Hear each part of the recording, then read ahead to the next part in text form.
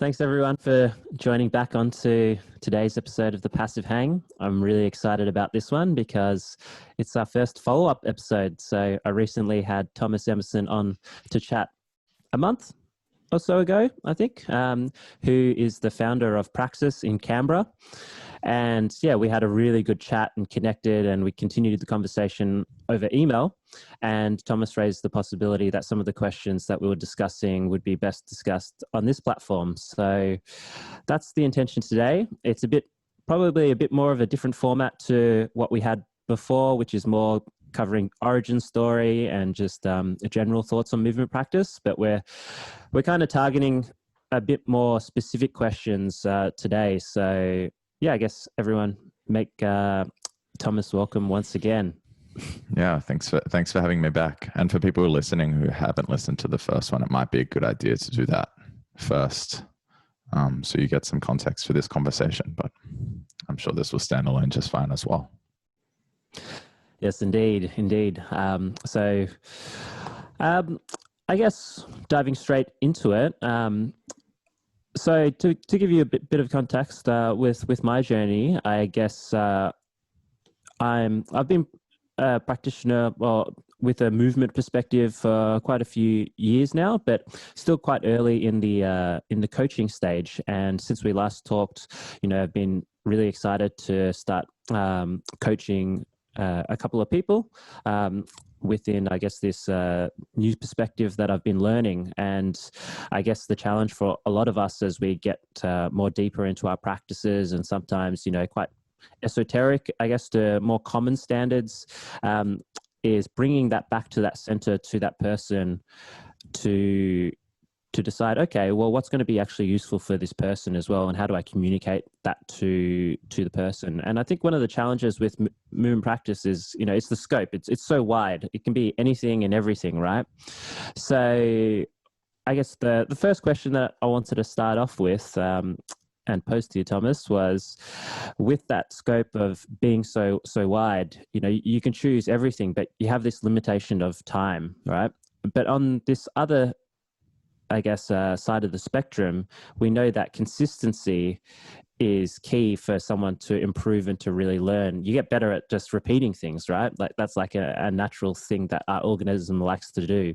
So how do we balance this thing of consistency, but then also potentially this injection of variety, which we know is also important for movement practice? It might be the fundamental question. For us teachers, it's very hard to determine, and there's no easy solution, I don't think, to that problem. The way I approach things, and I think many people in our community who are working a similar way approach things, is through projects, introducing projects, and working on those projects to a level where you don't completely suck at the thing that you're working on anymore. And then moving on to a new project, knowing where that line is very difficult, right? Because it depends on who you're comparing yourself with. So I've been doing hand balancing work for the past 5 years. So compared to someone on the street, I'm a hand balancer. But compared to a hand balancer, I'm a movement practitioner, if you know what I mean. So I have to figure out for myself, and that's an area where I guess I've gone to a degree of specialization, which I think is also useful and a useful thing to do in at least one domain. But I have to figure out for myself, okay, where do I draw the line? Am I interested in this still for its own sake? Am I developing from this, or am I just getting better only at handstands? Right. And knowing which of those things is happening is very difficult. Sometimes you might need to fast on the handstand for a little while to see, right? Which we do with food to clarify our cravings with food. Okay, I won't eat for a couple of days, and then I'll come back to food and see what that's like. Go cold turkey on food. Maybe you do that on handstands and see what effect it has. So it is difficult to know, okay, where's the line of specialization? And also on the flip side, where is the line of overgeneralization, where you're like a child who's just going from thing to thing with no attention span and just, I'm doing this because it's fun, and then I'll do something else because it's fun, and actually not finding any depth in any of those practices. So I think a good approach to take is to try to find yourself in the position of being a beginner as often as possible, and getting to early intermediate stage in whatever the domain is. An example would be, I took up Brazilian Jiu-Jitsu for about a year. I was not doing gradings because I was only doing no-gi, and so I didn't do any gradings in terms of progressing from a white belt to blue belt and so on.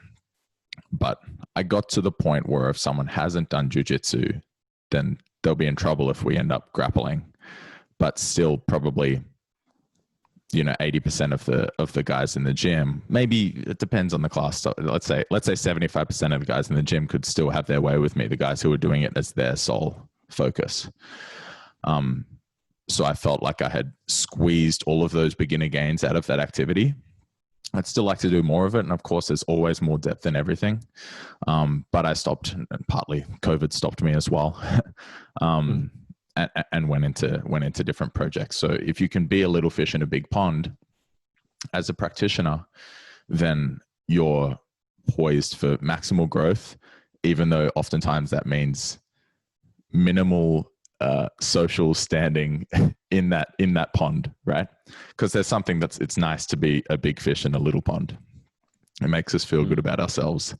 And being a little fish in a big pond where you're the beginner, you're the rookie, you're the novice, doesn't feel as good in the moment, but it forces you to grow. So balancing those two things is always challenging as well. Do we always want to be forcing ourselves to grow and be out of our depth constantly and paddling and try to stay afloat? Probably the answer is no, or maybe it changes with the seasons and with the seasons of our life as well, right? Like in youth, probably we should be trying to just push ourselves as much as we can to develop, to grow. Yeah, so that's on the practitioner side of things, right? But then on the teaching side of things, that's a whole other story, where there can be this desire as a teacher to constantly introduce new material because of how it makes you feel as the teacher.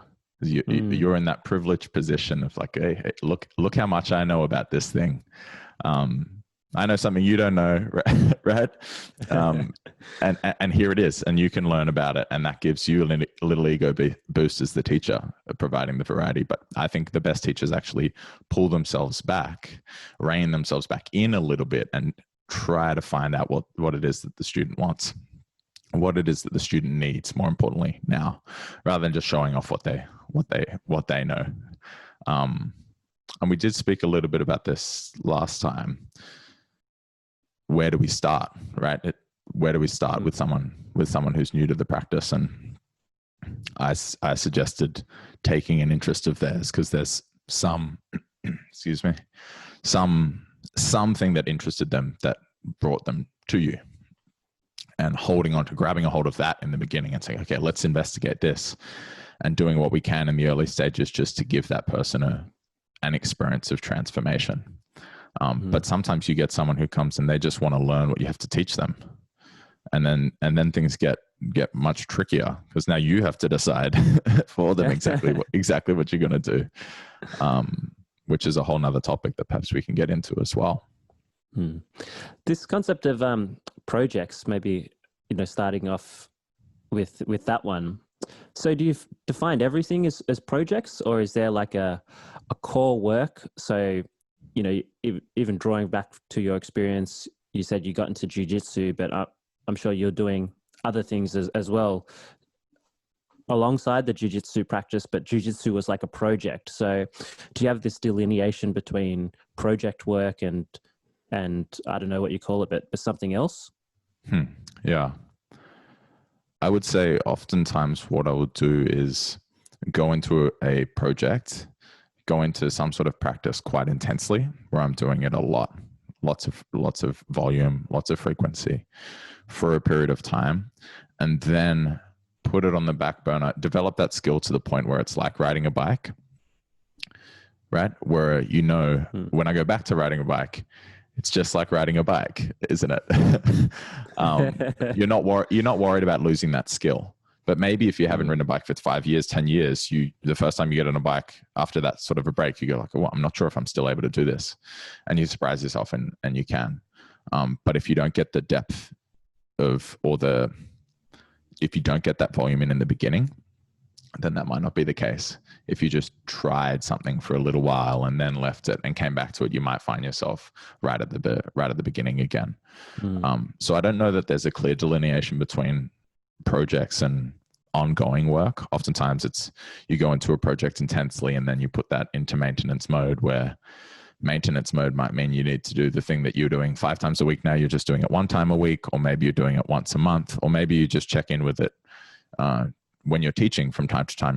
Let's revisit that material that we worked on a couple of years ago, or I worked on my own a couple of years ago. And that's something that's a kind of trick I've started using to make good use of time, as well as to teach those things and use that as a way to check back in with my own practice, right? I think this is a good sign of a community, of a movement community, is when the teachers' practice merges a little more with the practice of their students. But there are things that you might describe as more ongoing maintenance, like requisite practices that should be there. So for me, that's the spinal movement material falls into that category.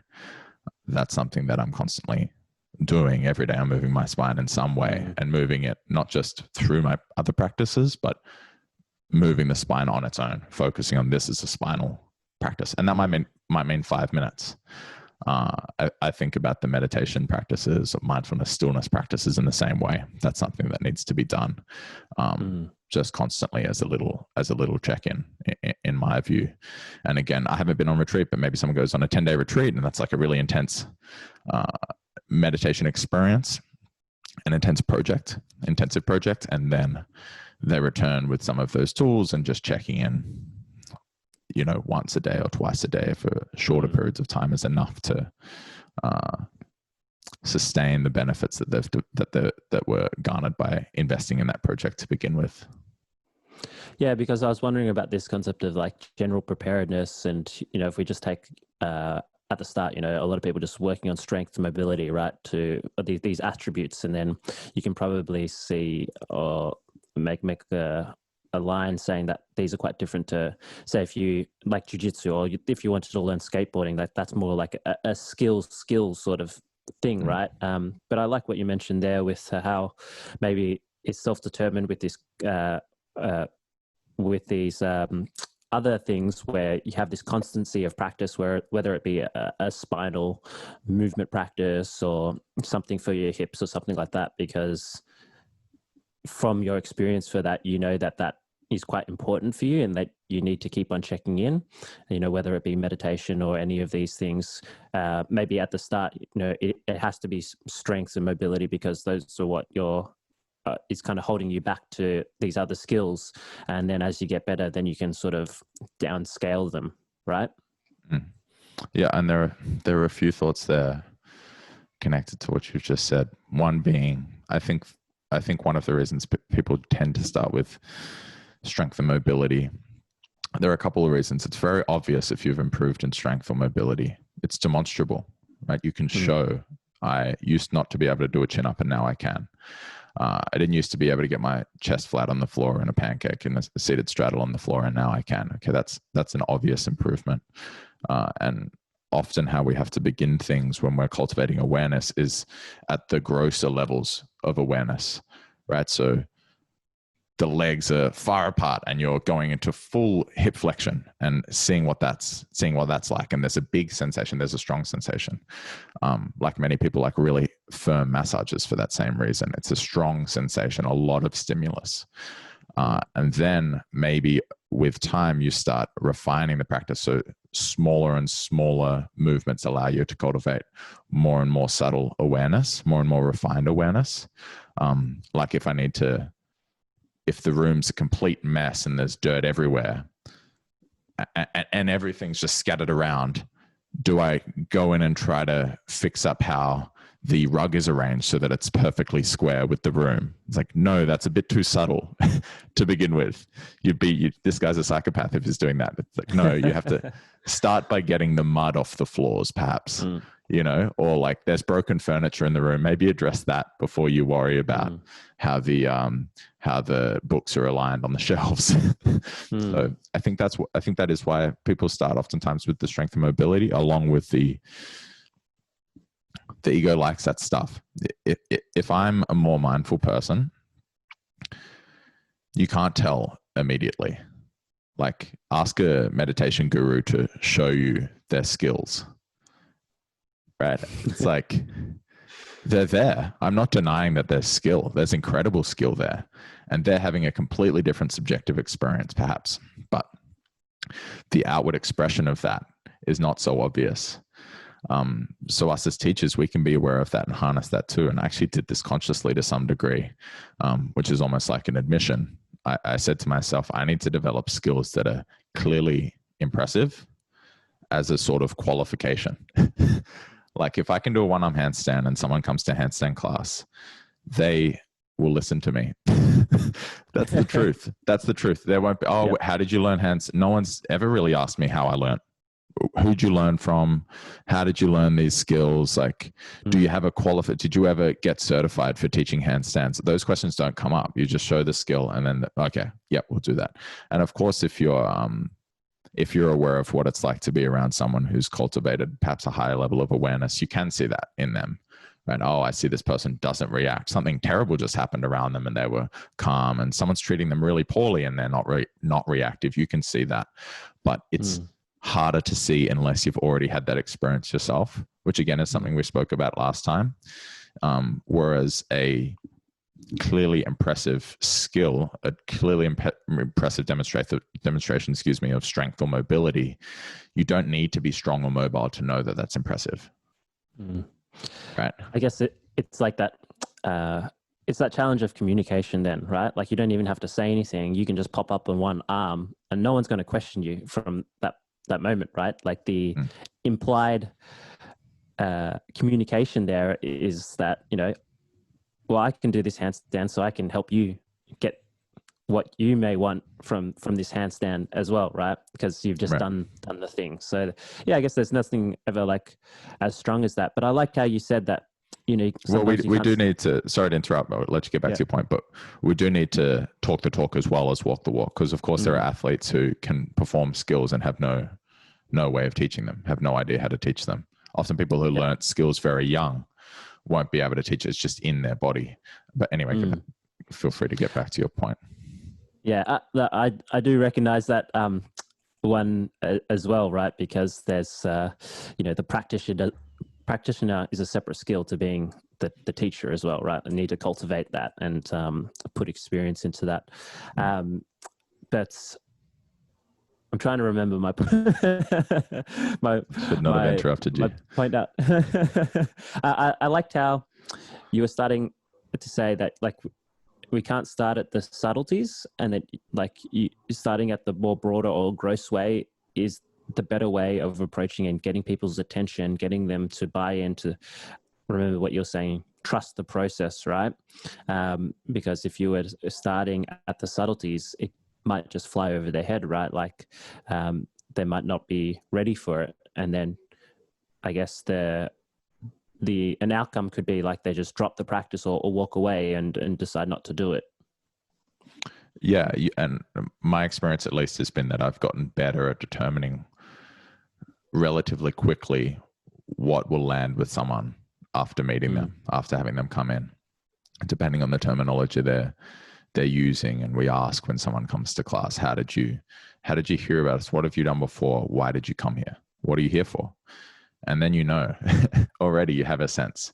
And sometimes people come and they're going to be engaged with the subtleties immediately, and so you can share them immediately. And others, it'll take time. And it might be that you just float the idea out there. Hey, maybe pay attention to, next time you're feeling stressed, see if you can feel your heartbeat. And just put that out, and maybe they do it and maybe they don't. And just give these little suggestions, like nudges, in the direction that you think might take them towards a higher level of awareness of their bodies. And that can work, or it can't. But it's not. If it doesn't work, it's not necessarily your fault, or it's not necessarily their fault. We're all at different points in the process, right? We're all at different places, and that's the skill that we have to develop as the teacher, is to determine what will be the message that gets that person from step A to step B, and then later to C, and then later to D. So I guess going further onto this like teaching perspective as well, like bringing back to the original question of this consistency versus variety. Like how do you determine when you're going to change it up again? You know, last time we spoke, you were talking about how you were working on elasticity with the group, you know, so is there a certain point where you're like looking at the group and you're like, okay, we can move on? Or because some of these projects, right, like jiu-jitsu or whatever, sometimes they're like years, right? And probably some of the people that you're working with don't want to be working on elasticity for like years. So yeah, what sort of markers or what are you looking for before you go, okay, like maybe we can develop the material or move on from that material to something else? Yeah, it's a really good point, because we're moving on from the elasticity material next week. So that has happened since, you know, between the time that we last spoke and between now. I think there are a couple of things there. As the teacher, when you're in your role as practitioner, I think you need to be the kind of person who's willing to go further into the projects than, say, 90% of the students will be. There's this dictum that you should know 10 times as much as what you're about to say about something, right? So if I have 10 minutes worth of a response to this question, I need 10 minutes worth of a response to this question to give you a good minute, right? And teaching can be like that. There needs to be that depth there in your own practice of having taken things further. What I've been using as the guide for myself, especially in the movement practice classes, we laid out that distinction a little bit last time between the classes that are a bit more ongoing in terms of projects and individuals progressing, say their strength work, where that could be a 2-year project to get from where you've done no strength training to where you're nearer to your full potential in terms of strength. Same thing with mobility, for instance. In the movement practice classes, I've been orienting more towards that feeling of having full, meaningful engagement in the practice and in the teaching myself. And because teaching is a dynamic process where it's very hard for me to be fully engaged, say in this conversation, if you're clearly not interested, that's why you have guests, right? So we can go back and forth. But if you're engaged, it's easier for me to be, I'm fully in this conversation, I'm fully engaged. And that's a sensitivity and awareness, or it's like an intuitive feel that you get from the group, where what I'm saying is not landing, or what I'm teaching here is not landing, or their bodies are kind of tired of this material. People have got it to some degree. The beginner gains have worn off, like we spoke about before. It's time to move on. And the other indicator can be injury. Because we've been doing a heap of bouncing in the classes, we've had a couple of people with foot problems, and they didn't start straight away. Like, they've developed as a consequence of having done a lot of different bouncing, a lot of bouncing work in the different classes. So we said, okay, maybe that's an indicator that we've gone a little too far, and you can use the same indicator on your own body. This happens with CrossFitters, actually. CrossFit feels great for 2 years. You feel like the king of the world for 2 years. But so many CrossFitters get burnt out, and they're so deep into that process of getting burnt out before they realize it's happening to them, because they're hooked on that first 2 years. They remember the feeling from the first 2 years. It's like chasing the dragon almost. Like, same thing happens with people who change diets. You have this honeymoon period when you change, where you feel amazing, and it doesn't matter. You could change from a vegan diet to a completely carnivorous diet, or go the other way. You're going to have like, wow, I feel so different. But then, and this happened with me actually with veganism, I was vegan for a while, and then I had convinced myself that veganism was good for me. And then I had some meat, and I was like, oh my God, like my body needed that so badly. But I was still hooked to that feeling in the beginning of feeling lighter and more energetic, and actually that had dissipated.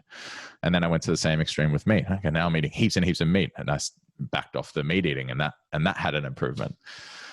So knowing when to change from one project to a next is a difficult thing. I don't know if I can give a good, clear answer, but I think I like using the guide of meaningful engagement? Do I feel in it, in the practice? Am I fully in it? Or is there part of me that's waiting for the class to finish and looking for, you can tell if that's happening. I mean, obviously you're telling yourself, but you can also tell if the people around you are doing that. If they're like, yeah, excited about it. And in the last couple of weeks in the elasticity work, that's dropped off a little bit. People are, okay, we're a little bit tired of it, is the sense I'm getting. But they won't say that, of course. People we work with are too friendly to say that sort of thing. But you can see it in their bodies and on their faces when they're not. It's like the father playing basketball with his son, but he actually doesn't want to, and he's just there because he knows he should be. We want to minimize the amount that's happening in our studio, because it's something that people are doing outside of their things that they're there to do because they have to work oftentimes, right? I like that. So there's this jump in to reach this, like, I guess, sufficient level of depth, but then you have to be aware almost on this energetic resonance with yourself and then with the group around you to then read going like, okay, well, is there just diminishing returns after a certain point?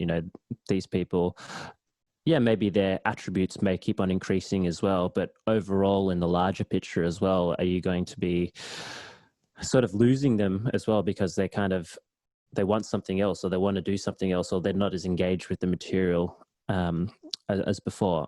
I like that answer, and that does make sense, and I think it makes even more sense, especially when you're guiding a group, right? Not just one person or just yourself, but the group. You have to always be thinking about this energy and direction of the group. And there is the flip side of that is there are so many things that could be happening. If people aren't engaged, it could be that you're not being very engaging as the teacher, that you're not engaging them, right? The material might be fantastic material, or they're just new to it and they're skeptical, which is how many of us go into many new things, right? Okay, I already know plenty. I already know enough, because of that energy investment of learning something new. That when you accept that someone else knows something that would be useful for you to know, then that costs you time, that costs you energy. So we're very good at convincing ourselves that we already know enough. So that can be happening where someone's just reluctant to engage with the material because it's going to cost them energy, and because they're going to have to put themselves in that seat of being the complete beginner, right? Which, like I said earlier, is the seat of maximal growth and oftentimes minimal moment to moment enjoyment. although it depends. Like, you can cultivate the habit of being in that, of adopting that mindset and being in that seat of the beginner, Shoshin, right? Beginner's mind. And it becomes enjoyable because it's going to work. In part, that you won't be in that same place forever. There's this like offsetting the present moment for the sake of the future. That's what work is, of course. So knowing what's going on there and sometimes persisting. No, I do think this thing will be good for you. I do think you'll benefit from it. And if you can encourage and cultivate a culture in your group, and when I say a culture, that could be in your group of 3-4 people, right? When we're beginning as teachers or as practitioners who want to share some of the material with other people. If you can cultivate a culture of where people assume that there's something there, there's almost always something there if you assume there's something there, right? So if they can be coming into it, assuming there's something there, and if they trust you and you've gone into whatever you're sharing with them to a greater degree than you're going to ask them to, then they're more likely to trust you, that there's something there because you've gone into it yourself. But of course you can lead a horse to water, right? You can't make it drink. So it's at some point you got to stop selling. I had a sales phone call earlier. Someone called me trying to get me onto a different gym management software, and they just wouldn't take no for an answer, right? And that can happen where it's like, this is not the person that you want to be teaching. They're not interested. So you let them go. But you can tell, actually, I have something to help that will help this person. I just need to figure out how to communicate it. That's hard. That's the challenge. So that last point there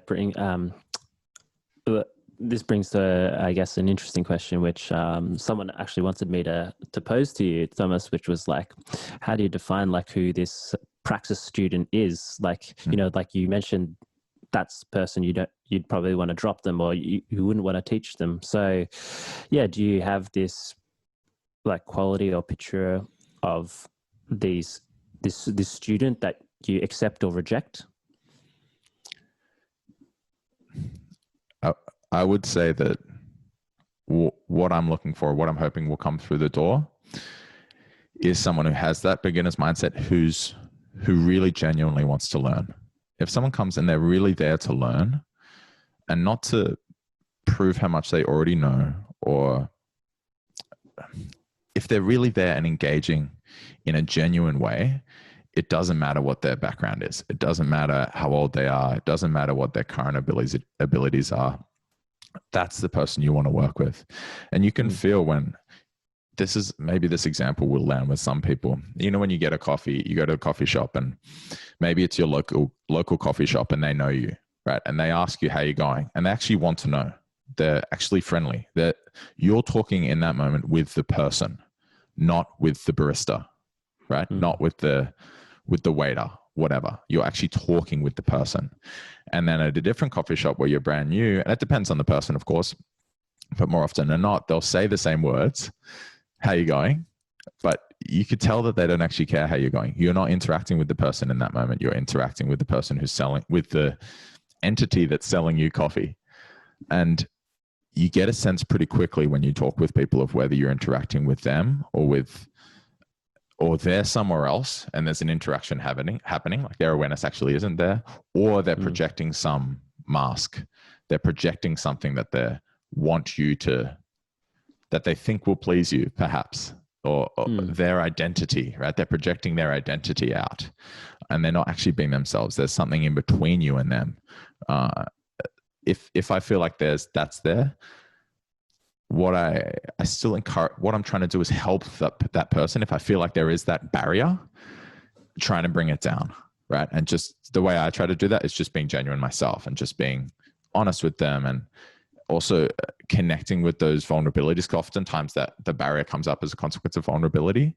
They're new in the practice, and so they come in and they're like, I want to make a good impression, and so, hey, oh yeah, and I saw you, and they're really bubbly and like excited, and it's like, whoa, either this person's very extroverted, which is okay, but more often than not, actually they like came in and they were afraid about coming in for the first time, and they wanted to make a good impression. And the way they're doing that is by being like this really exciting, fun person. And if that happens, I just try to kind of reassure them a little bit and bring the energy down, and like, hey, we're here. Like, I know that I'll say something like, I know that it's scary coming into a new community for the first time, and I acknowledge the experience they're having, and try to bring, by doing that, by putting your awareness on that, their awareness might come onto it as well. Because maybe they didn't realize, they didn't plan to come in and be like all frantic. But you just bring some awareness to that, and then they go, oh yeah, I am being a little bit different than myself because I'm afraid about going into a new thing. My experience at Praxis has been that with time, the people who are willing to just be themselves and be open and listen, and who really want to learn, those people tend to stay around. And the people, often they're people who started in a different mode. They were engaging in a different way when they began, but with time they learn like, oh, I can actually relax here. Like that feeling you get when you get home, right? You go, oh, I don't need to fake it anymore. I'm on my own now. Or maybe you have it with your partner. Oh, we can just be ourselves together. How nice is that? I don't need to pretend. That's what we have at the studio. And so people who aren't that way will have that feeling like you do when you're third wheeling. This is like there are two people here who, if I left them alone, they could be fully themselves, and what a relief that would be. But you as the third wheel, you're making it impossible for them, and you start feeling uncomfortable. Yeah, so there's not a perfect student in any physical sense. It's the mindset that they're adopting. It's the way that it's the mode that they're in when they come in to the studio. And that's like, it seems intangible when I talk about it, but it's like the most tangible thing when you actually feel it in someone. Like, oh my God, you're there. You're right there. Like in this conversation right now, you're there. Like I can tell that you're there. And that's really great. I'm not thinking about, oh, but I've got this on afterwards, and how am I being perceived, or how's do I look good on the video? It's just, you're just there. Yeah, that's more just a felt sense, I think, that when we communicate with people, that I think everyone has felt as well. And I think it's amazing that you've seen, like, in your own eyes, this transformation, but from students, from that initial phase, walking in, acting in a certain way, to that feeling. I really liked how you described it, of just this feeling of being relaxed, comfortable, as if like a home away from home, right? Like, I don't think many people describe their gym as like a home away from home. That's probably not what a lot of people do, but it's really nice to, I guess that's the essence of, if you've actually intended to create this community space. I always remember when I used to live closer to the city, that I used to walk past this it was just like, it looked like this empty sort of shop, but every time I would walk past there late at night, there would be about like 8 to 10 really old, I think they were Greek guys, all sitting in there. They were playing cards, making coffee, having a few drinks, that sort of thing. And that was like the spot. And I could tell that they were really themselves all the time, every time they reconnected with that spot. But then it was just like this room, right? This plain empty room. And every time you walk past it during the day, just completely empty. And so, I think that's probably this. They were probably experiencing the same feeling that you're talking about. Yeah. This is the place we come to tell the truth. Because that's the other way of thinking about it. When you're being fully yourself, you're being fully honest. And you can tell when someone's not exposing themselves, they're kind of hiding away a little bit. And it's a vulnerability thing. It's a fragility thing. But I decided a long time ago not to do that, and just to be, I'll just be how I am. And you're trying to figure out how you are. That's part of the process. So it's easier said than done. I'll just be myself. It's okay. Explain yourself, right? Like, explain what you're like to me. That's a lifelong process, figuring out what it is at the core of you that you're trying to be. And maybe we could talk a little bit about that later as well. Like, what is it to try to be human, and a better human? Because for me, that's what the practice is about. But one way you can cultivate that is just to be, if you want to reassure the people around you and allow them to be honest and themselves, you just be honest with them. And we do that as well. Like, if someone's bullshitting you about, oh, I can't do this because this, and it's like, hey, don't worry about that stuff. You have to be honest with them as the teacher. Like, don't let them bullshit, and don't sugarcoat things too much, but also don't be harsh with the truth.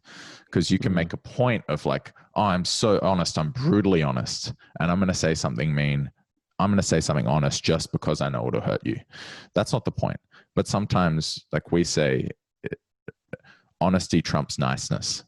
Sometimes honesty has to come out on top in that interaction. And if you're being just nice and gentle and like, okay, I'm not going to disrupt the status quo ever, then over time that accumulates. And actually there's a moment where you have to be really honest, and it's really, really hurtful. Where if you've just been like a little bit honest the whole way along, a little bit course correcting the whole time, then that sudden, horrific, traumatic experience doesn't need to happen.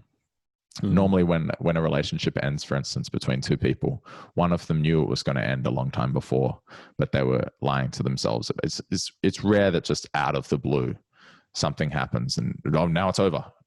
It's an accumulation, and oftentimes it's actually that person's, they're just as culpable as the other person because they never said anything along the way. So I feel like we're getting a little bit off track, but I do think that's what it is. Like, in my life, I've tried to, I set out several years ago to only have honest relationships and have that feeling of being at home everywhere I go. And it's possible. And it puts other people at ease. Like, the fact that you're at ease and that you're clearly just being yourself and honest, it puts other people at ease. And again, it's not oversharing. Like, I'm still socially aware and following norms to some degree, but it means you can walk through the world and engage with people, and engage with experiences and places with this like, oh, this is okay kind of feeling, rather than that tension of like, how am I going to be perceived? What sort of person do I want to come across as? Like, all that sort of, again, those barriers between you and the other person, those filters or the masks that you have to put up, and it's just exhausting. Just keeping track of those masks is exhausting. How did I present myself to Phaon? And then I have to, how do I present myself to my brother? And then how do I present? It's like, just present yourself as yourself to everyone, and it's way easier to keep track of. I like how I think you've expressed it to yourself with like clear intent, that was what you wanted to do, and then so that you could really act on that. And I think, bring it back to maybe like the teacher-student relationship as well. I think when you set down these clear intent, like you said, like you say that, like, this is how I intend to teach you, or how I intend to communicate. Maybe they're like almost like these rules of this container of sorts as well. Then I guess people can kind of get it, right? Because I guess sometimes you can be a little bit of a dick sometimes if you say that, I'm going to be a bit of a dick, then people can understand. But then if you don't explain that, then it can kind of go over their heads, and they're just like, like Phaon was a bit of a dick. Right. Yeah. And again, that also depends on the person.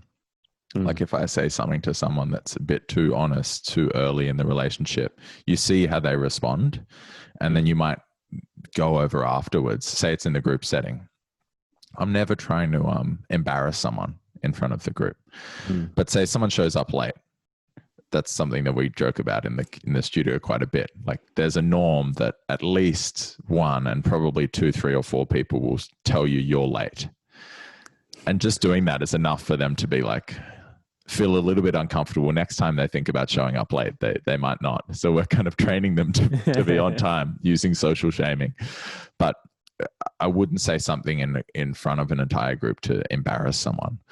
But you can see sometimes, that was a little bit too harsh. Okay, I'll go up and talk with that person afterwards, and maybe give them that like, hey, the reason I said that this way, and just remember how far you've come since you began, or remember everyone starts making these mistakes, and that's how it is. And if you just continue working from that place of, if you see something, say something, right? If you just keep doing that, then people kind of get used to it, and they start, because we encourage people from their first class at Praxis to already be correcting the other people in the group. So maybe you've been coming for 12 months and it's my first class, but we're both practicing the whatever it is that we're practicing, we're working on it together for the first time. And so I say, you've all heard the instructions, you've all seen the demonstration, so you're all ready, you're good to go to become a little teacher of your own. So we have that happening all the time. Someone who's brand new might be giving handstand tips, alignment tips to someone who's been coming for 12 months, because they can see, he said the shoulder should be on top of the wrist. The shoulder's not on top of the wrist. Okay. Hey, your shoulder's not on top of your wrist. And if the ego in the more experienced student says, who the fuck are you to tell me that, right? But if they respond that way, then I'll go over and, hey, look, they're right. Actually, your ego needs to take a little bit of a beating for sometimes, to go like, okay, quieten down, ego, and just adopt the beginner's mindset again and again and again. I like this part, especially about this pairing up to this group dynamics and having people adopt the role as a teacher as well. I've experienced this before in a few facilities, and I think this is almost, to my perception, what I guess changes like the whole environment from being something which is kind of like pretty good to something that, like, when you walk into somewhere and go, okay, people are really engaged, this feels really special.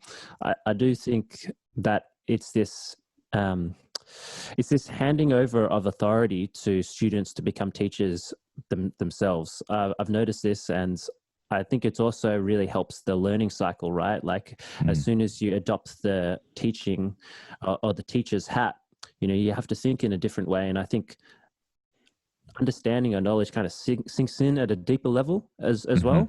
So yeah, was this something also that you've noticed somewhere and then you've adopted, or you came up yourself? Like, yeah, maybe riff a little bit more on how you've constructed that approach at Praxis. Yeah, all my main teachers, all the biggest influences on me have taken that approach of partnering people up and having people be honest with each other and working together. And if you're thinking about cultivating a community or a culture, then it's got to be about our growth, right? It can't just be about my growth. And again, it can't just be about the teacher. It's got to be about the practice. It's got to be about the group.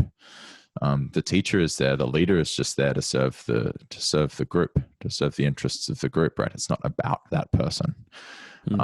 So if you can seed some of that, because we do get this, right? Like humans, we're like all the other creatures. We build hierarchies, we build pecking orders.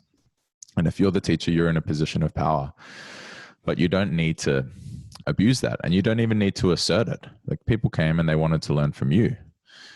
They've already put you in power, just like we put our leaders in power. We vote them in, right? We say, you're the one who's in power. We've given you our power. And that can go astray, right? Because it gets taken advantage of. And then people say, now you don't have we take it back. Yeah, you don't have our power anymore. We'll take that from you. The power's in the people, right? So yeah, to go more directly to your point, we try to make a very clear point of that, partly because say I've got 20 people in handstand class and they're all paired up, then that's going to be 20 people doing good quality work. But if I'm the only one who's doing quality control, then it's really difficult. So practically it's very difficult. But having someone there constantly reorienting you towards quality, and that's what their partner's always doing. Almost always doing. They're not just counting reps and saying great job, right? They're there to be honest, like I said before, and they're reminding you, hey, you're not doing this quite as well as you could. You're not doing this quite as well as you could. But is your awareness elsewhere? Because you're capable of more than this, right? And they're being that figure for you, like reminding you of your potential. Like it sounds so abstract or grandiose perhaps, but that's really what they're doing. They're reminding you, you could do better, you could do better, you could do better. And they're constantly doing that. And I think you're right. It does develop it. It does cultivate a different kind of community. And you just have to, because it's so abnormal that people are so used to slipping into that hierarchical structure. And of course that hierarchy is still there to some degree. We do that no matter what. You step into a room full of strangers, you'll figure out a hierarchy pretty quickly. It'll happen. You'll figure each other out. And then it's a relief when it happens, right? Like two dogs that come together and they're going to figure out which one of us is in charge. And actually they're both happier when they figure it out, even the one that's not in charge. It's like, oh, thank God. Now we know where we stand, right? Same goes for the chickens.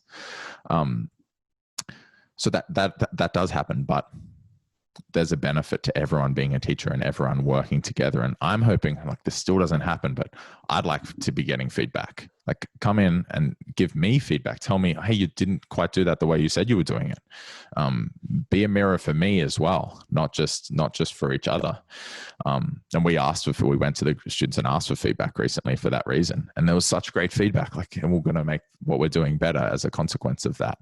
But you always just get the good feedback, right? Because people, oh, that was amazing. That was a fantastic class. Thanks so much. And that's really wonderful. But there's this reluctance to be, again, that honesty thing. Tell the truth now in little doses so that you don't have to tell the truth in a really big way later on. Like when they walk in and they just say, I'm quitting. Exactly. Yeah. And you know what? Every time we've gone and asked for feedback from the group, which has happened several times, and we always implement it, it's as a consequence of someone who did exactly what you just said. They were someone who you asked about who's a good practice, who would be a good student for you. They were someone who was the perfect student for us and was with us for a long time, and then said, I'm not getting what I want to from it anymore, and left. That's happened a couple of times. And every time it's happened, I've taken their feedback very seriously. And I just wish that they had told me 12 months before. We would have made the changes, like if it was good, if it was good feedback. So you're right. That does happen. And it's not their fault. It's my fault for not reaching out more often. Hey, what's wrong? What's going on? Like, what could we do better? Are we still doing as well as we could. And of course, when you're the teacher or you're running the facility, people are less willing and able to just give you that. Mm-hmm. Yeah, you have to outwardly reach out and ask the question and put it on the table. Right. Yeah. With yeah, I guess going all the way back to we're talking about this variety thing, and then leading on to the next question that I was asking as well, which was about this programming aspect from a movement perspective. I guess, leading on from the elasticity project as well, how do you determine what's the next project? Is there a group vote, or you just go, hey, this is going to be it? Yeah. What happens? Yeah. It's actually often quite an intuitive decision, an intuitive process, where oftentimes what happens with me is we'll do something. So we're moving on to animal movement as our next project. Animal locomotion, swinging, crawling, moving in this animal body. And I'd love to talk a bit about that as well as a kind of concept, a topic of discussion. But we had done a little bit as prep for a strength class. And I was like, the group really liked that material. And what I was describing to you before, that feeling of meaningful engagement for me as the teacher and for the group as well. Because it is so important for you as the teacher to be engaged in what you're teaching. People can tell if I had rehearsed what I was going to say to you, then you'd be able to tell. And if I wasn't excited about it, you'd be able to tell. So that really does matter. But of course, you want to orient towards the group as well and pay attention to what they're responding to. So oftentimes it's that there's just a little part of me in one class says, maybe let's just finish the class with this today. Or breath work is another project we've been working on. And in my movement practice classes. And that was just a consequence of one day I was like, actually, let's scrap the rest of this class that I had planned in my head. This is what I'm saying. And let's finish with some breath work instead. And we did it in the group. I was like, people really love that. People really engage with that. Okay, we'll make that a project. Same thing with the animal movement. So it's getting that little, putting a little feeler out. How did the group respond? How do we, okay. Yep. This will be a good one. That's part of it. Also the seasons affect it. Partly why we've been doing elasticities. It's cold in Canberra right now. So we come in and we get hot. We generate heat. There's condensation on the windows and people think something else is going on when they look in because it's all steamy. So it changes based on that too, right? Okay, in summer we're going to have different projects. Maybe in summer we're not going to do really introspective, relaxing, or those more subtle sorts of practices where we're developing refined control and awareness of the central axis in this really subtle way. It's summer. Okay, time to go. Let's go and do some outdoor practice. Let's spend some time in the park. Let's do some acrobatics. Let's do some rolling. Let's do some kind of more martial combative type of practice, that high energy stuff. So it's just trying to get in touch if you can. And this is not easy for me, definitely, with that intuitive sense, the gut feeling for this will be a good, okay, it's time to end this project. It's time to start this one. It's time to select this one. That's one way of orienting. Another is noticing the weaknesses. If you're choosing a project for yourself or for the group, noticing where the weaknesses are. Do people in the group struggle to relax? And this can be connected to not just their bodies, right? But maybe they're a hyper conscientious type where they struggle to relax in general. They can't go with the flow. This is my weakness, right? I'm kind of like that. I'm not good at, the plan changed. No, but I had to do my work. I have this work planned. I'm that kind. No, but what about the structure? So I need to learn to relax and go with the flow and be spontaneous. And on the other extreme, maybe you're the hyper agreeable type who can't assert your own preferences and is always kind of loosey-goosey in the body and loves the relaxation stuff, but maybe you need to learn to generate tension. So also being aware of that. Where are the weaknesses in the group? Where are the fears? What are you afraid of going into? That's a great backup, or maybe it's your primary orientation. It depends, but that's something I've done. I'm afraid of, maybe you're afraid of committing to a practice. And so you say, I'm going to do this for 12 months. I'm going to do that and see what effect does that have. Not necessarily what effect does the practice have, but what effect does that commitment have on me? Because you become a person who was afraid of commitment, and now you're not anymore because you committed to something. Way to go. But it could be anything. I'm like that with the acrobatics. I'm terrified of acrobatics. Like I'm so scared of acrobatics. So I have to do it. I like that orientation. That's similar, like for me as well. It's like the walking into that fear, that's where the growth is. So you have to go and engage with it. Otherwise, it kind of eats away at you as well. You're kind of like, I know I should be kind of doing this because I could keep on doing this other thing, which I'm kind of, it's going well. But when I face that, that's where, you walk away and you're like, oh, okay, it's a totally different feeling. It's like, you really learn something about yourself when you step into this, this darkness. Yeah. Well, that's where all the potential is. All the potential is in those unexplored places, in those foreign places. And they're the things you're afraid of because you're not familiar with them. They're unfamiliar. You don't have that home feeling about those things. But more frightening in my mind than the things you haven't done yet that you could is the prospect of never, of letting your fear stop you, right? For me, that's frightening. It's like, I've achieved my full potential. Now I'm done, because everything else frightens me. Anything that I'm not already familiar with frightens me or will take energy from me. And so I'm going to avoid that. But if all your potential lies there, then that's it. You're done. There's nothing new. So orienting and getting comfortable in that place of discomfort, of being the beginning, or of being in a, oh my God, I can feel the fear here. It doesn't matter what the practice is. That's your practice. That's the practice itself. That's where the juice is engaging with that and taking the fear as an object and go, okay, I'm afraid of this. Respect that. There's something there. But can I face this? And can I become a more enhanced, more complete version of myself by doing that? And the answer is yes, you do become that. They're the people we respect, right? They're the people we admire, are the people who take those fears on and confront them and become more like superhero versions of humans by doing that. Yeah, they're the people we tell stories about, and all our myths are based on those people. It's like, oh, you confronted something that you were afraid of, and maybe you actually failed by confronting it. That can happen too, but that person's a hero as well. And I think we should pay attention to the people we describe as heroes. Why are we describing that person as a hero? Why do we think of them that? Why do we think of that as heroic?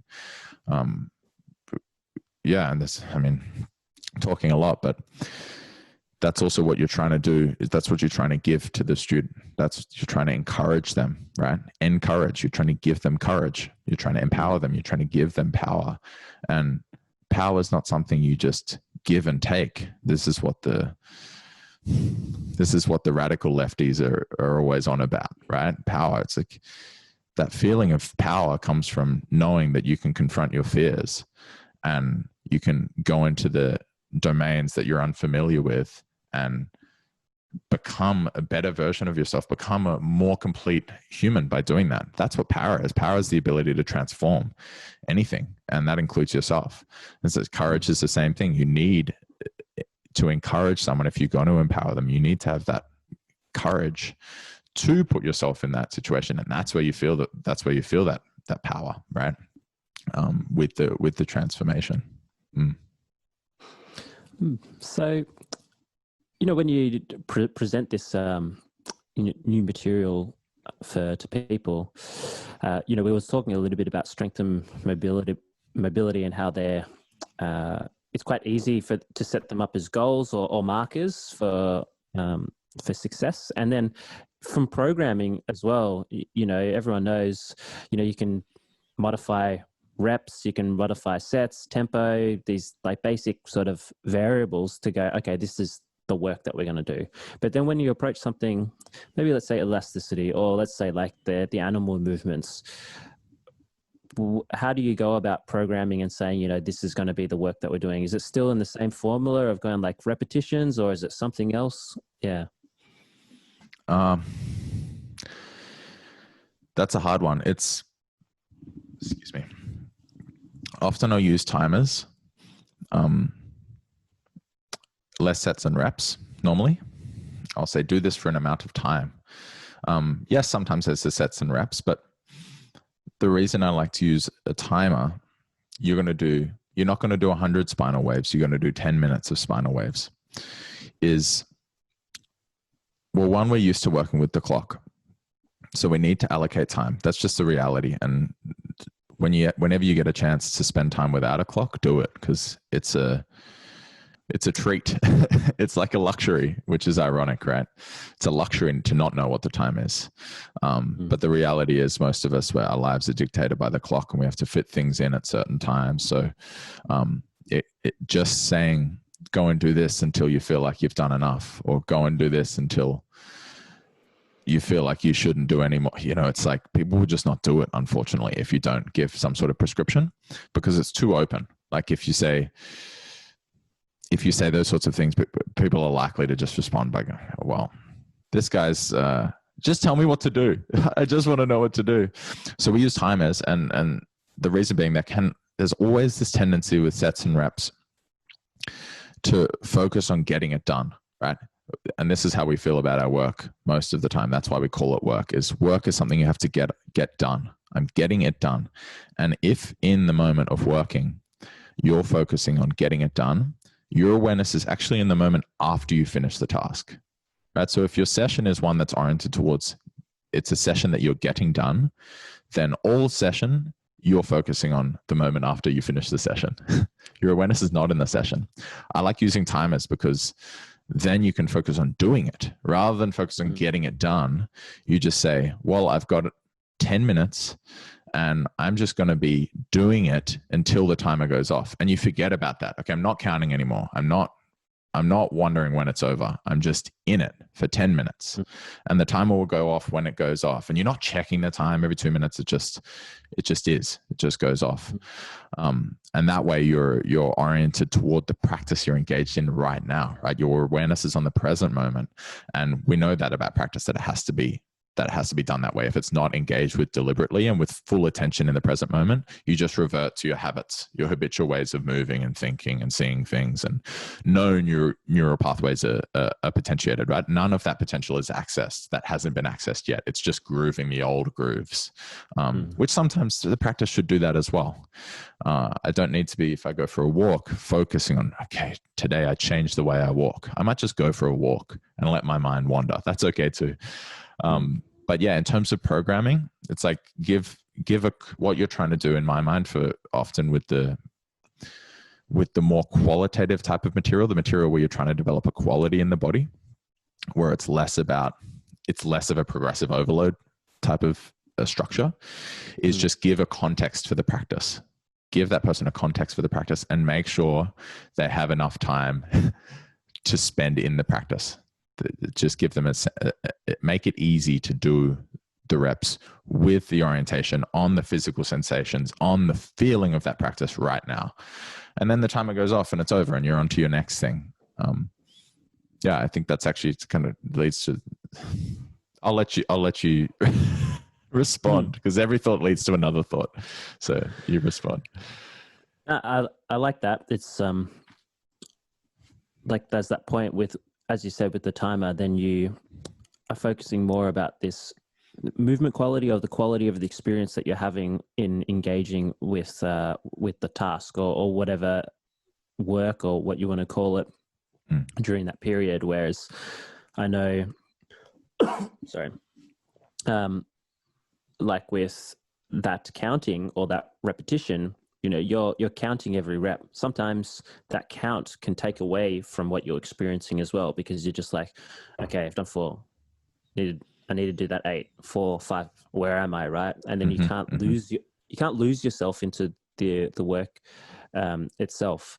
It's kind of, like a bit freeing, but then it's not, as you said, where it's like you just, I mean, I imagine if you just ask them and just, you don't tell them when it's going to end as well, then it's kind of just like, oh, like, what do I do? Right. But then if you give still that finality point, that's still something that people can work towards and be like, okay, like 5 minutes, that's reasonable. I'm going to do this. And 5 minutes sometimes can feel really long, right? Like I've done this standing practice with eyes closed. I think it was like 5 or 10 minutes and it felt like hours, right? So that experience can change. But I often introduce a practice, if we're going to do it for a long time, by saying we're going to do this for a long time, long enough that you'll wonder when we're stopping. And when you wonder that, we're not stopping yet. so they know, because that thought always comes up. And I always describe it as like a long haul flight, right? You know, when you're on a long haul flight, like it's 24 hours we're traveling, that last hour always feels like it takes the longest, because you're actually paying attention now. Oh, okay, 45 minutes. Oh, now half an hour. You're orienting towards the future because you're almost there. The arrival point, right, is close. But at the beginning, you're not wondering, oh, when are we going to be there? I mean, maybe you are, but you're going to have a terrible trip. You're just in the trip. You go, okay, this is going to go on for a long time. So I like to say that, like, imagine it's a long haul trip, and you're just in it, and it'll be over when it's over. So just be in it. Just be in it now. Don't be counting down. I should acknowledge that we count a lot. We're still doing plenty of counting, and it's a running joke as well. People start counting, because we use a metronome to make sure people are following tempo prescriptions, and people start counting toothbrushes and things like that. Like, you can end up counting everything, which is not ideal, an unintended consequence of those prescriptions. But yeah, it's an interesting dichotomy to be aware of, and to take some decisions knowing that, no, this does affect. If I'm counting, it affects it. If I'm not counting, it affects it. If I don't have a set timer, do I just stop after a little while because I get bored? Or if I commit myself to, you got to be like disciplining yourself as well. It's this weird thing, like creating that context for yourself to orient to the practice and be in it for long enough. Maybe we can talk about that future orientation, that present orientation. I'm sure you have something you wanted to contribute. Yeah. You know, with this, you mentioned about this principle of progressive overload, or like maybe if you're working more towards a quality or a movement quality, you know, do you also present it in this thing of like, here, just go and do it? Or is there like a presentation of layers and preparatory work to leading up towards a final thing? Like, how do you do that? I know I've heard from like my friends' experiences when they first go to, like, say, Fighting Monkey, and Joseph just, you know, does this thing and just goes, here, just go do it. Is that a similar approach that you do, or do you know, try and get them to do one thing and then that layers to another thing and then to another thing, or do you have a completely different approach? It depends. It changes. Soishi, who I mentioned last time, who teaches with us, she definitely uses that approach. To the anguish of some of the students. Normally, in terms of skill work or quality work, the progression is often in terms of complexity.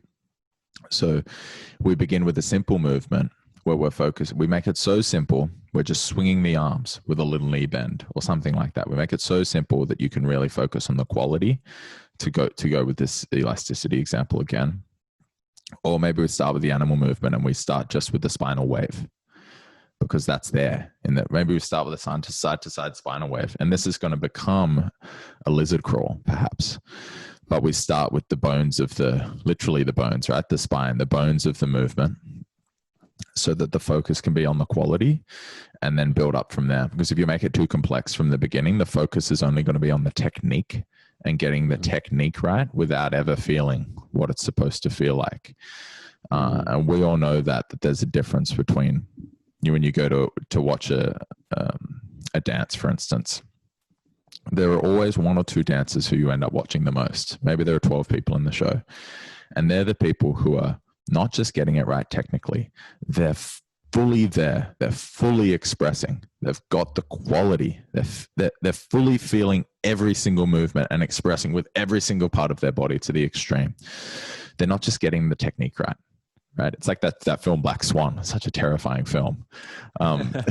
So but that's her problem, right? She's got everything technically right, but she's not dancing. She's not dancing.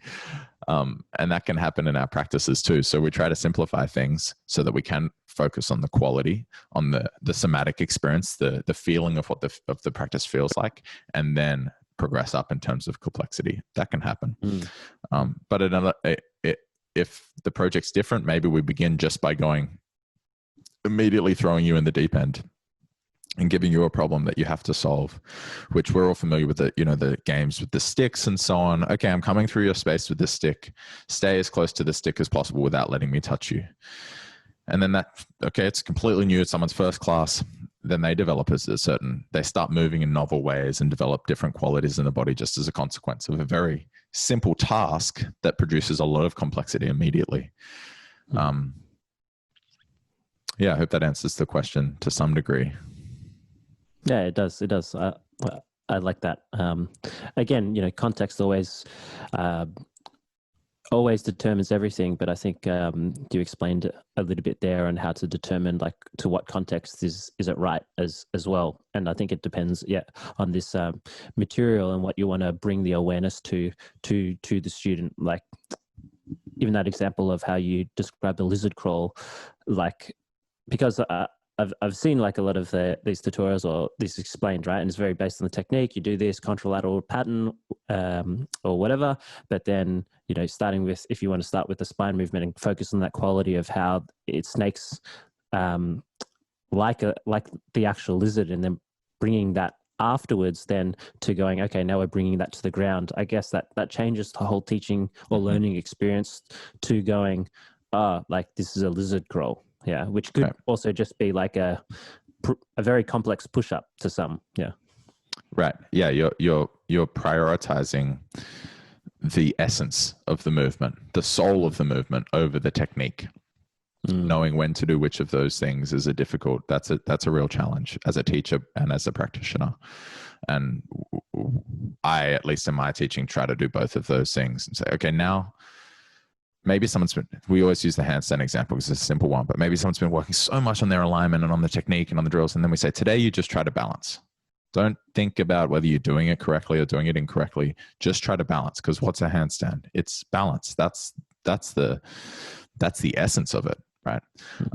And same thing to use the dancing example. You could do all the movements perfectly, but unless you feel like you're dancing, you're not dancing. And you might be doing nothing, like you might just be shifting your weight side to side with the music, and you're dancing. Doesn't matter what the technique is. The essence of the movement, of the activity you're engaging in now, is dance. So actually verbalizing that, saying to the group, now we're just going to focus on the feeling, on the quality. Okay, now let's bring some technique back in, bring some order back into that, some structure back into that feeling. Okay, now orient towards the feeling. Now the technique, now the feeling. That like shifting of attention between those two things, I think is, I think that's optimal if you can do both of those things.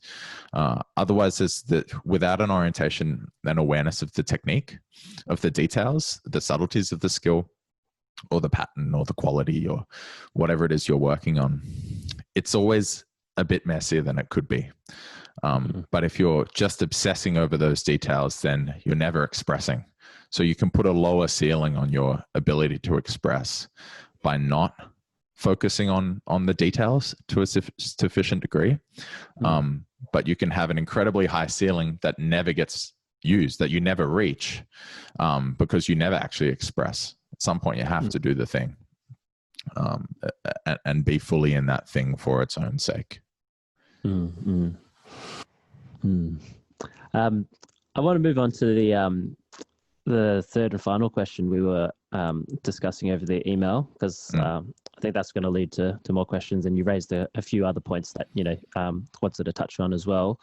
And yeah, what I detailed in writing was that, I guess, when we think about like our practices as practitioners, I think we've gone beyond just going, okay, like we go to the gym, we train however much time, and then afterwards, then workout is done, right? Then sitting down back to the couch or whatever. Like it's more of this open feeling of going, I feel like I need to move now. Yeah, maybe it is just a spinal movement and then I can get back to what I'm doing. Or maybe it is like, I feel robust enough that I can do a little bit of like crawling around before coming back up again. And then it's much more free flowing and integrated, I think, into our lives. But, this is a big flip in perspective to maybe somebody who is like quite inactive or new to the practice. And I guess for people that are coming to Praxis and to your classes and, it's X amount of time, that sort of thing. I guess, do you impress on them this feeling towards moving toward a more open practice? And then if so, like, how do you help them engage with, I guess, not just in the class, but outside of the class? Maybe I can answer there's a practical answer and kind of a more conceptual answer. Maybe I can try to manage both. We'll see how we go. I think what's happening conceptually when someone just does their training session and then goes back to their normal life is we're still viewing our bodies as objects when we do that. So we know there's a subject and an object, right? I am doing my physical practice. I am doing my training session. I'm training my body, right? I am the subject. My body's the object. And that's the orientation you take in a training session or in a workout, right? Or when you get, like I said last time, you're on the treadmill, but your awareness is elsewhere. You're just doing this because the object that is your body benefits from it. If you can adopt a subjective perspective, you can actually sit in the seat of the subject that is your body more frequently. That's the goal. That's the shift in perspective that we're looking for, is where the body stops just being this thing that belongs to you. I own my body and I move my body, to being something that you actually are. You're not just in your body, you are your body. That's what we're hoping will happen. Because then you don't need to make the interventions anymore. Like you said, you just feel like, now we've been sitting here for a while and I'm feeling a little bit like, okay, after this, I'll probably move my spine a little bit, because it's just not, I can just feel that sensation's there and that desire's there in the body. And it always is. This is the thing, is those cravings, if you will, or desires, they're in our bodies, but the thing is, we train them out of our children at school. We say, sit down, sit still, look to the front. Hey, don't look behind you. Don't turn your head. Look to the front, sit still. And children fidget, right? And we do this as adults too. We start fidgeting. And that's the body saying like, hey buddy, let's haven't moved for a while. Let's get moving. You see people towards 3 o'clock in the afternoon at work where they're fidgeting, they're playing with the pen, or they're doing something. The body's like, come on, come on. It's like the dog that's not been let out to play all day. And it's just like antsy. Oh, okay. I want to go play. So we actually have to, it's a process of like undoing some of that suppression of those signals. That's what we're aiming for, is to undo that. It's like an acculturation process where we teach ourselves not to listen to our bodies anymore. And if we can manage that, then you can just listen. And it's really wonderful, because if you're listening, then you hear the signals. And that's what movement practice is about. It's about unlearning that skill of ignoring the body. So you reestablish a connection, you start listening again. So that's the conceptual shift we're looking for. The body's not just an object. It is. And so this is what's weird about humans, is we're an object for ourselves and we're a subject that's in the object. Like the two things, there's this separation, right? We've got a subjective I, me, and then the object of like Tom, the subject I, the object me. And I can take my life, my physical experience, my experience of anything as an object of attention. Whereas the other animals, from what we can tell, and perhaps this is not as true as the, it looks like animals are more aware than we thought, right?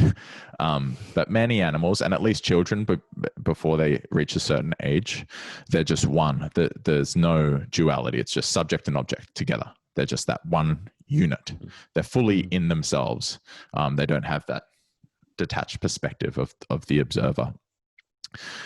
So in the classes, I'll kind of just hint at it often, like making little suggestions. Okay, we do the session. If you want to work on this outside of class, here's what you could do. Here's what you might want to be aware of. And you just making a little suggestion, like dropping a hint, nudging, like I mentioned earlier.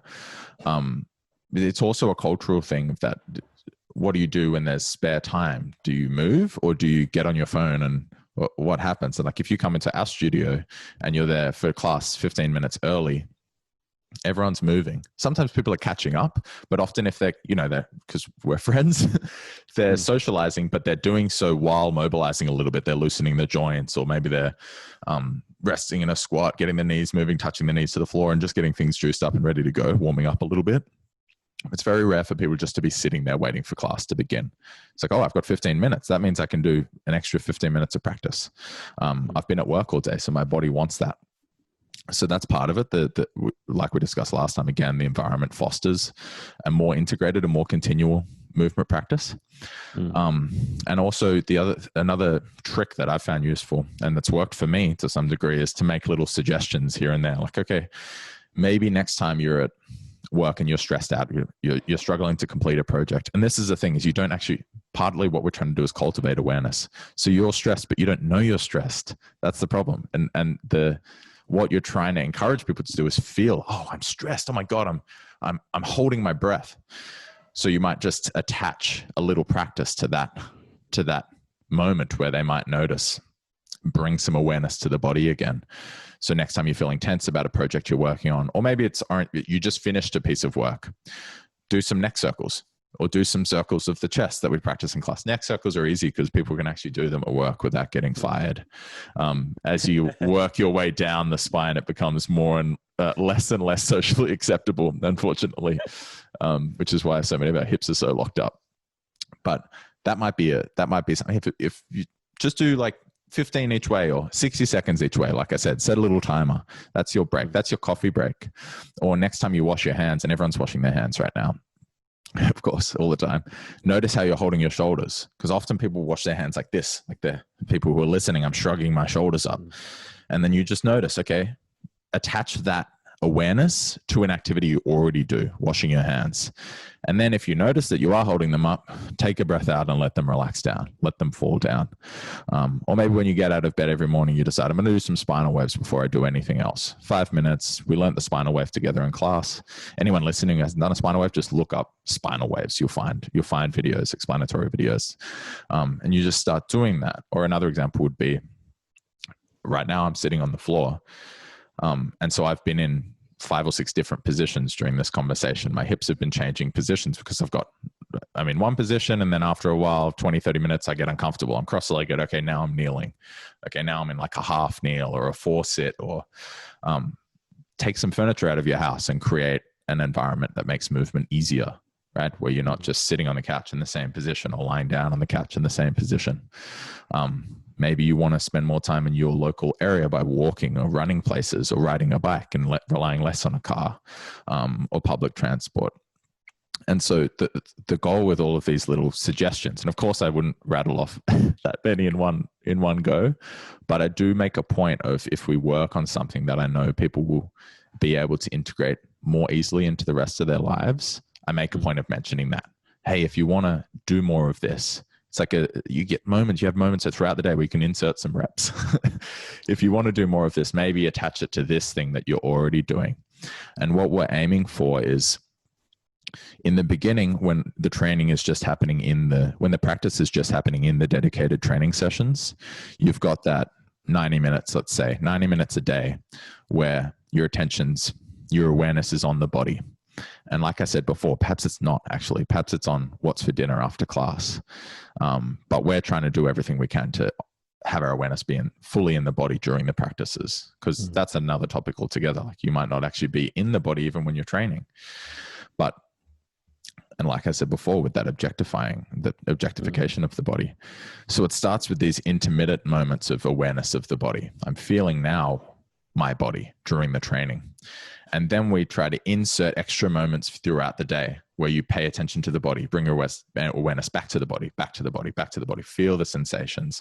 And this is something you mentioned. You listen to my talk with Kit Lachlan. Look him up if you want to become more enlightened, and listen to some of what he's got to say and some of the practices he's got to share. I really like Kit. He said one of the great things about focusing on body work is you can't feel a physical sensation in the future or in the past. You can only feel a physical sensation right now. So you pay attention to that, and it makes you present. It puts you in the present moment. And so what ultimately what happens over time is there's this constant oscillation between being the engaged participant in your life and being a detached observer. And an engaged participant, a detached observer.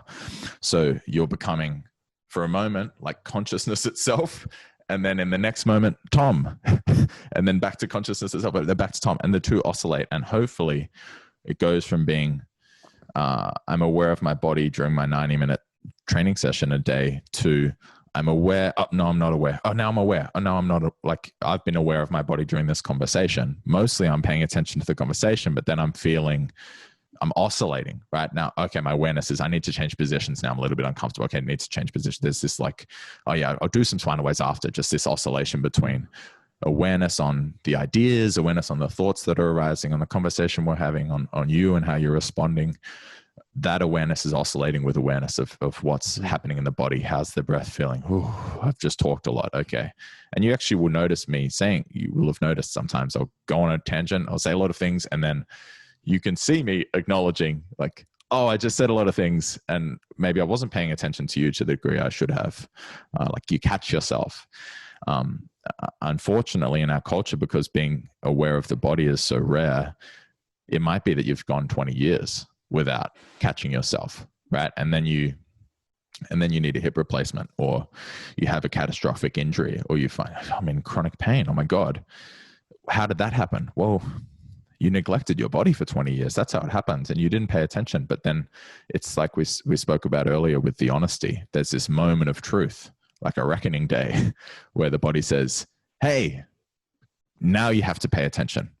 You ignored me. Now you have to pay attention. You have to, or your experience is going to be miserable. So we can avoid that by just trying to cultivate moment to moment awareness and having that clear awareness in the body, feeling the sensations of the body more and more frequently. That's a very long answer to a question, Phaon, but what I would say, my advice, I suppose, would be to just drop those little hints. Like, because maybe you drop 5 hints and 1 in 5 of them gets picked up. Or you've got 5 people with you and only one of them really cares about doing practice. They just want to go back to work. Everyone else wants to go back to work and just do their other things. But one of them is a bit more open to, oh yeah, I could pay more attention, and they start doing it, and they get a desk on the floor at home instead of it sitting in their chair. They end up on the floor a little more, and so on and so forth. Is there a little bit of a language reframe that you have to drop as well from this, I guess, disengagement of like it's practice all the time, because with what you were saying there about, and I really like this frame of being like subject object. I haven't heard it been put in that way before. I think that's really powerful way to understand perspective and how people approach, I guess training. But for people maybe at their desk as well, like maybe they don't want to practice, or that has a connotation of like exerting as well. Like I think sometimes for a lot of people, when you do training, you're like, then you got to change all your clothes, you got to get into the identity of going like, I'm going to the gym or whatever. But it's like, no, you can actually just do a neck circle, or you can do an arm circle. And that yes, it is some effort, but maybe you don't even have to break a sweat. So I noticed like on your Praxis YouTube channel, like you've used this term like movement snack, and I've kind of stolen that a little bit as well, because I really like the way that I stole it. I stole it from someone else. I think it's Katie Bowman. It was the first one to use it. I think. Okay. She probably stole it. We steal everything from each other, right? But go on. Yeah, I guess with terminology like that, or even like this thing of, I remember Ito in the earlier days had like this squat challenge, right? It was just like squat as much as possible, like during the day. So do you sometimes things like that to then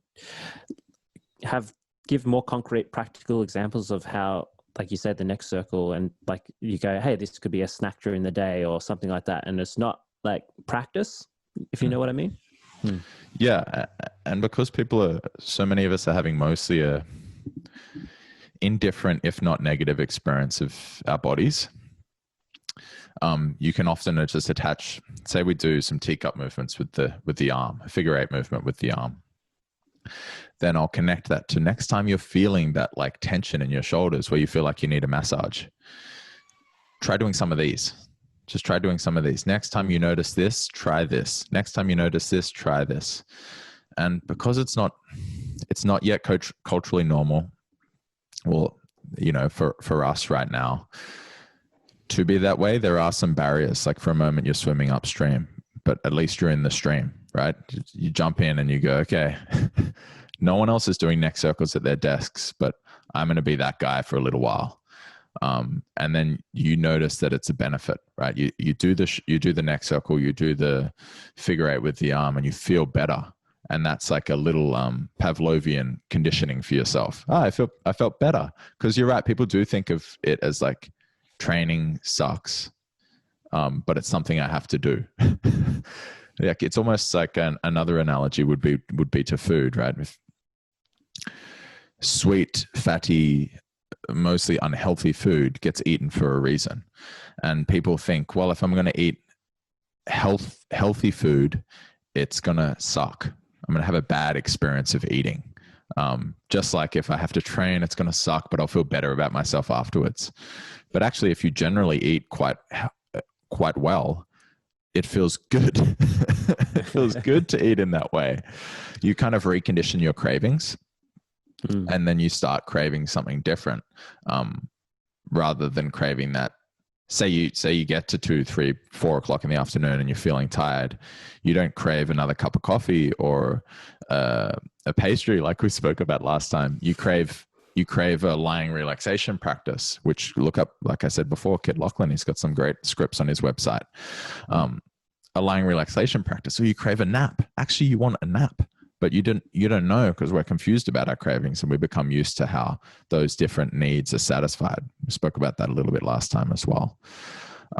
So it's like this reconditioning process, which requires effort in the beginning. Like I said, you're swimming upstream, but then after a while, you get more aligned with the stream. You're trying to swim upstream for so long that now actually you're going with the stream downstream. And that's much better than just watching from the shore. We also know there's people who are always swimming upstream, those warriors that we spoke about last time, where it's just exhausting. So it's just this reconnection thing, trying to become a little bit more fully embodied.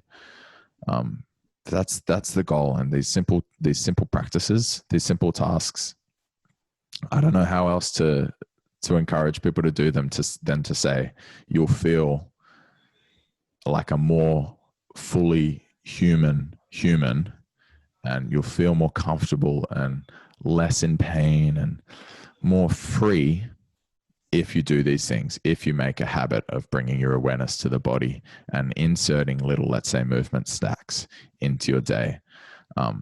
Just like we say, well, it can't be, I made a post about this recently, because we were looking for an apartment. We've got 2 dogs with us. And so people say, oh, if that apartment's no good for 2 dogs. There's no yard. There's no backyard. It's like, well, shouldn't that mean it's no good for me? Because I'm an animal too. And if an apartment's, if it's cruel to keep dogs in an apartment with no backyard, shouldn't it be cruel to keep humans in an apartment with no backyard? And of course we go over to the park and it's fine, but we don't think about ourselves that way. We don't think of ourselves as animals, but we are still animals. We're not just animals, or we're not just like the other animals. We have this extra human layer. It's something I'd like to talk about actually. Before I do that, because I know I've just spoken quite a bit.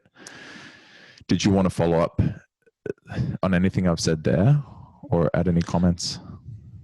No, I think that was Yeah, it's a lot for me to think about, and I think it was answered like quite well actually in terms of like I guess the original question. I guess one there's parts to that as well, like like daily movement snacks. That's like adding more tools to the toolkit, which isn't just like doing a heavy barbell squat, right? Because if that's all that person knows, then of course they're not going to be able to do that like all throughout the day and have a more open practice. But you show them arm swings. That's a way more accessible thing that they can then draw on. And then moving from that, I guess, well, one, they then have that awareness of this extra tool, and then it's just that extra prodding and encouragement and the showing of the way, I guess, to then go. And maybe it might be a challenge or a task or something like that, or maybe it is just hey, like just try this next time when you feel this, and then maybe that then bridges that gap to then going, okay, well, oh yeah, I'm not like at the gym or at Praxis, but now I'm doing this and it feels good. Yeah. Yeah, and if you need convincing, just remember that no one knows really what they're doing or what they should be doing. We've got this idea that I'm sitting in the office and everyone else is like, oh, I guess we got our norms. And so we all know we got to follow those norms. It's like sometimes maybe actually you just want to be the weirdo in the office who does those things. And it might be that you remain the sole weirdo in the office, or maybe after a while someone else goes like, hey, I noticed you doing those neck circles every day, or I noticed you doing a little, you're seated, you're closing your eyes at lunchtime. What are you doing for 10 minutes? Like someone else gets interested, and then the culture of the office might change gradually, or it might not. But we want to know, we want not to just be beholden to our culture to some degree. We want to be aware of, our culture has not done the best job of acknowledging the animal layer, the layer of the body, right? We have this uniquely human part of ourselves that sits on top of that layer.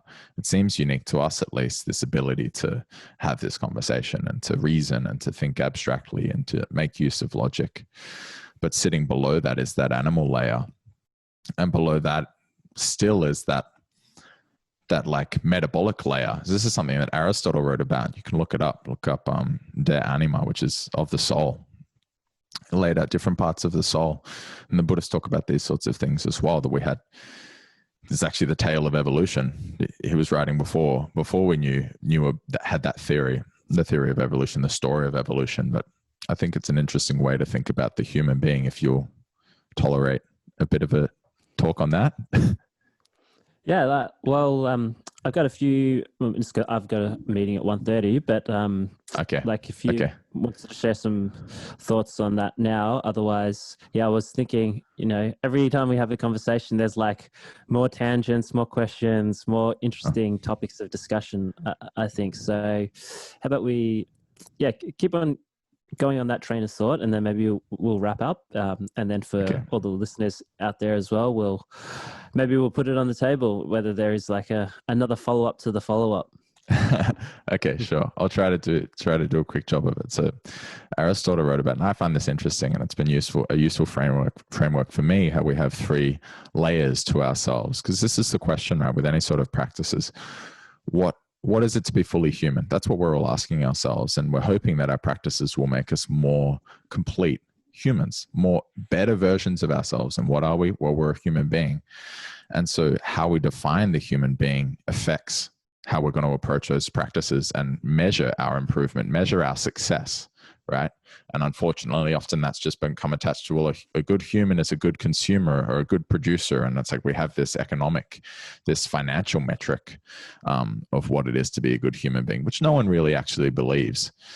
We think it's got more to do intuitively with being a good person, right? Being kind and generous and so on. But these 3 layers, we have at our core this nutritive layer, right? The metabolic part of ourselves. We process energy. I eat, and then I make use of the energy. I process the food, and that becomes energy, and that allows me to reproduce myself. So I exist again tomorrow because I consume something, and also grow, and then also move through the world and so on.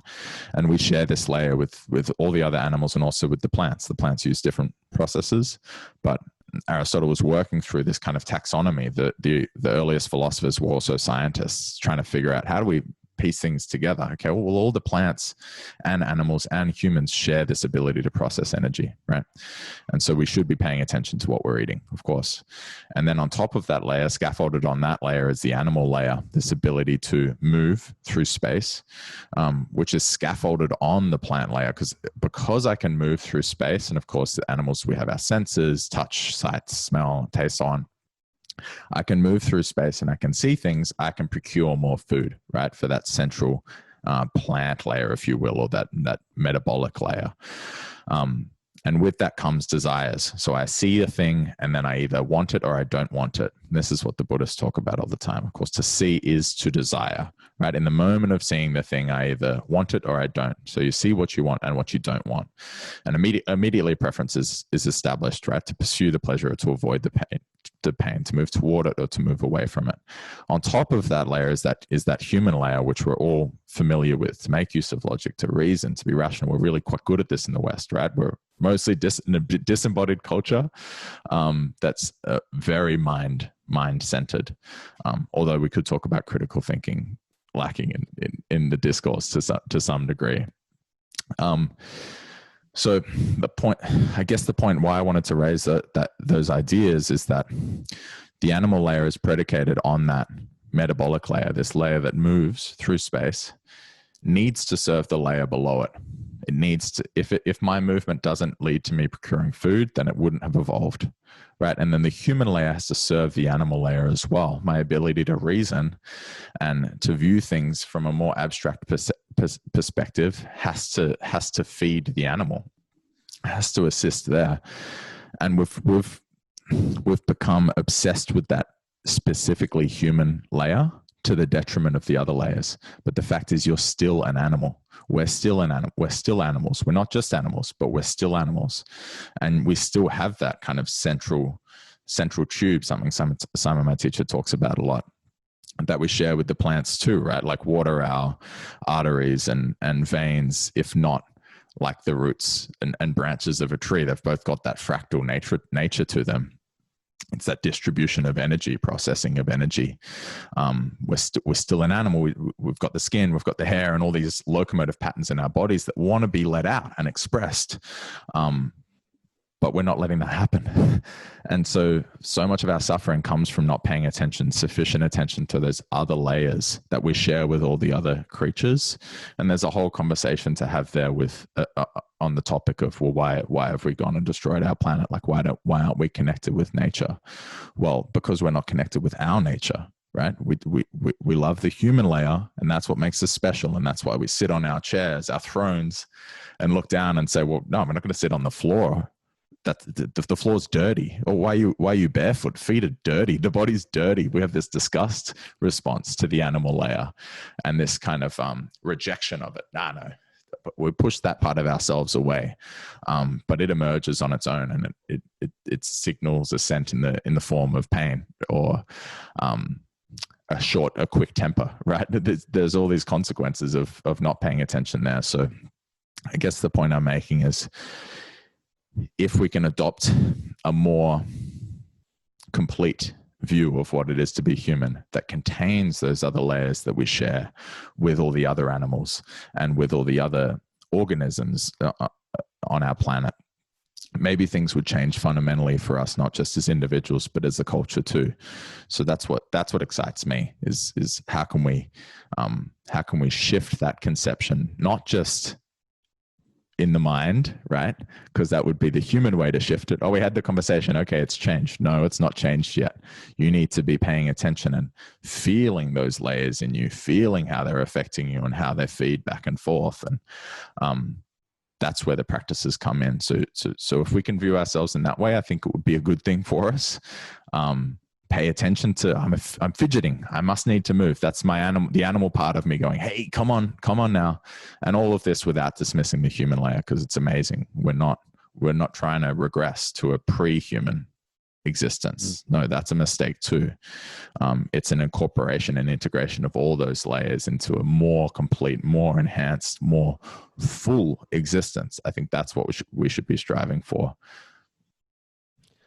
I think that has really put in a quite powerful way, I guess, the I can feel like you have this understanding, this belief of the work that you're doing with yourself and then with the people around you, and then how that then connects through beyond themselves as well, especially how you raised about that thing about how we're not treating the earth in such a way because we're not treating ourselves in our own nature in such a way. And I think that was really beautifully put.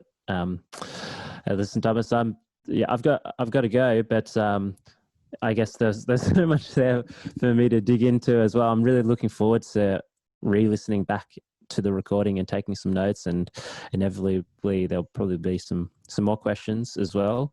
You know, I would probably just say, like, yeah, if you had any questions as well that you'd want to speak more on, or even ask me as well, you know, let's continue this. And I guess for anyone listening as well, this is where I just put the call out, you know, to either one of us. You know, you can reach us via our Instagrams, or I'll pop the links down in the show notes, just to shoot them through as well. And yeah, I think I'm feeling it as well. It's just an ongoing, moving conversation that I think can keep on developing. So yeah, thanks for your time once again. I think it was really beautiful.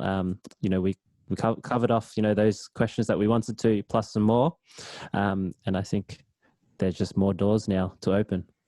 Yeah, thank you for yours, and all the best with your practice, and also with cultivating a little bit of a group there in Melbourne. I know it's a challenging time, but we'll get through it. Challenges are what doesn't kill you, right? So just don't die, and then things will be better afterwards. That's the idea.